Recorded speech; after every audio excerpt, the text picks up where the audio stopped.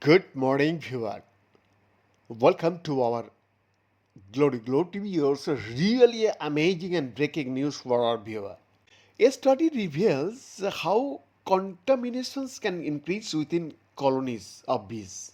Viewers, inside a honeybee colony, worker bees act as living filters.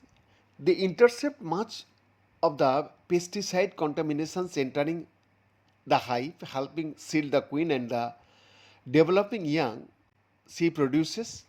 But when exposure continues and that protective system begins to fail, the queen may redirect the chemical burden into her own eggs.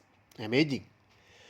For the same, researchers call this process material offloading, and it allows the queen to remove contaminants from her body by transferring them to her offspring, a survival strategy that could expose the colony's next generation to pesticides before development is complete.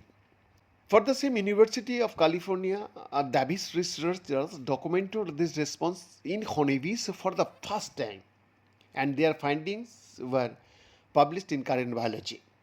In order to protect herself, the queen bee uploads these chemicals into her eggs to get rid of them, said Sasha and Ecclesias, the paper's senior author and the associate professor in the Department of Environmental Toxicology.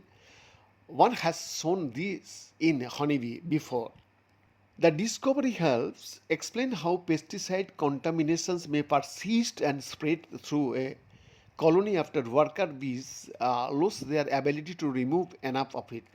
So the results could influence decisions made by beekeepers, growers, and integrated pest management planners, particularly when colonies are expanding or bees are actively foraging.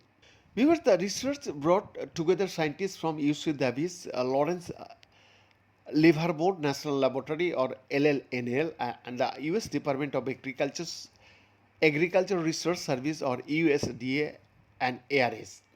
Viewer, when pesticides accumulate to the extent that the queen bee has eggs that are so loaded they may no longer develop properly, so there could be a tipping point, Nicholas said, and there may be a slow creeping effect to chemical accumulation that will contribute to delayed colony collapse. Viewers, most honeybee toxicology studies have concentrated on worker bees which are more likely to encounter pesticides while gathering food outside the hive. So these investigations followed the chemicals deeper into the colony to determine where they accumulated and whether they reached the queen, her ovaries, her eggs, and the wax surrounding them. Amazing. So that broader view mattered because worker bees control what the queen eats, and they collect and process food, then feed both the queen and developing larvae. So this arrangement has long been thought to protect the colony's reproductive center by filtering contaminants before they reach her. Angela Ensardo Manicorich, the paper's lead author and a recent PhD graduate from UC Davis, wrote the result revealed that this protection has a limit. In our study, pesticides began to accumulate in queens over time, suggesting that worker filtration's capacity can be overwhelmed. And Pseudo Manicorich said when this happens, queens have their own defense. So maternal offloading allows them to send the toxic burden to their eggs. To follow contaminations through a colony under controlled conditions, the researchers built small experimental hives known as nanocolonies. Each one consisted of a conical plastic container with a netted bottom and housed one queen with 60 worker bees. These simplified colonies reproduced essential hive functions while allowing the researchers to track where a pesticide move.